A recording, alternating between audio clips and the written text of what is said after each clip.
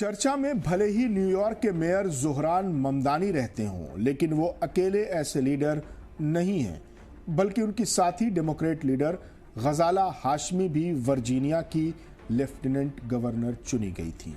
गजाला हाशमी ने अब एक नई तारीख रकम की है। गजाला ने अपने ओहदे की शपथ कुरान पाक पर ली है। गजाला हाशमी वर्जीनिया की पहली खातून लेफ्टिनेंट गवर्नर भी हैं।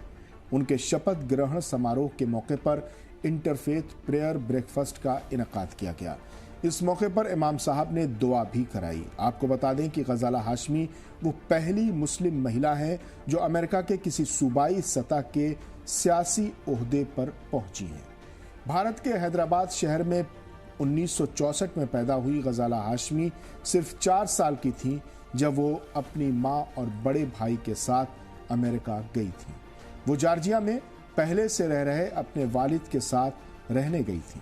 उनके वालिद जॉर्जिया सदर्न यूनिवर्सिटी में पढ़ाते थे। गजाला ने वर्जीनिया के कई कॉलेजेस में 30 सालों तक प्रोफेसर और एडमिनिस्ट्रेटर के तौर पर काम किया। साल 2019 में जब ट्रंप ने मुसलमानों पर बैन लगाया, तब उन्होंने सियासत में उतरने का फैसला किया।